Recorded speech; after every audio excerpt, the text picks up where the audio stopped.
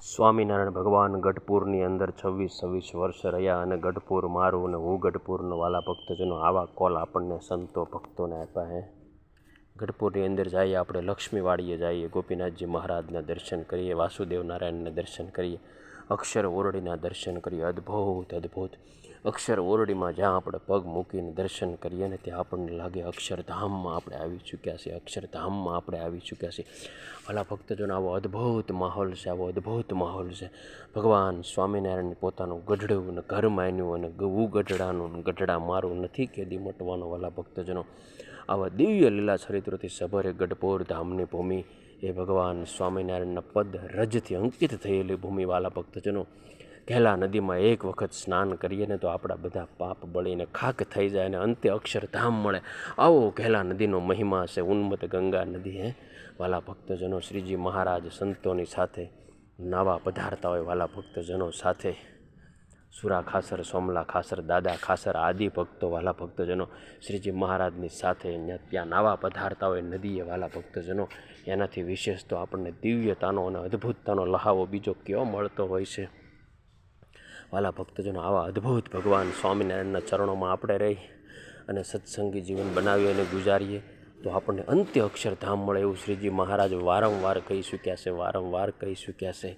બ્રહ્માનંદ સ્વામીને અદ્ભુત હેત હતું તે મહારાજે અમને જૂનાગઢના મહંત બનાવી અને જૂનાગઢ મોકલી દીધા. કારણ કે અંતકાળે જો બ્રહ્માનંદ સ્વામી મહારાજની સાથે રહે ને તો મહારાજને કીધું હતું કે મહારાજ હું તમને ધામમાંથી પાછા લાવું, આ મૃત્યુ લોકમાંથી જવા ન દઉં. આથી ભગવાને બ્રહ્માનંદ સ્વામીને અખૂટ હેત હોવાથી એમને જૂનાગઢ મોકલી દીધા. અને મહારાજ ધામમાં ગયા પછી ગોપાળાનંદ સ્વામીએ પત્ર લખ્યો કે વેલા સર બ્રહ્મ મુનિ ગઢપુર પધારજો. જેવો પત્ર બ્રહ્માનંદ સ્વામીના હાથમાં આવ્યો એવા બ્રહ્માનંદ સ્વામીના આંખમાંથી સ્વધાર આંસુડોએ રડી પીડ્યા. અને ત્યારબાદ બ્રહ્માનંદ સ્વામી ગઢપુર પધાર્યા અને ગોપીનાથજી મહારાજની મૂર્તિ આગળ રોવા માંડ્યા હો કે હે કાનુડા, હે કાળિયા ઠાકર, હે ભગવાન સ્વામિનારાયણ તે મને દગો દીધો. મહારાજ કે નહીં સ્વામી.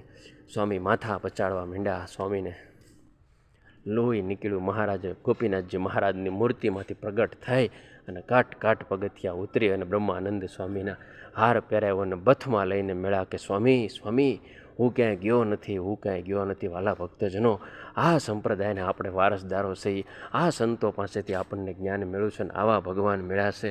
અને હજી આપણે એમ કહીએ છીએ કે કંઈક ખૂટે છે તો વાલા ભક્તજનો આપણા પુણ્ય ખૂટતા હોય, નહીંતર આપણને કાંઈ ન ખૂટતું એવું લાગે. કારણ કે આવો દિવ્ય સંપ્રદાય મળ્યો, આવા દિવ્ય સંતો મળ્યા, આવા દિવ્ય મહારાજશ્રી મળ્યા. વાલા ભક્તજનો ધન્ય છે.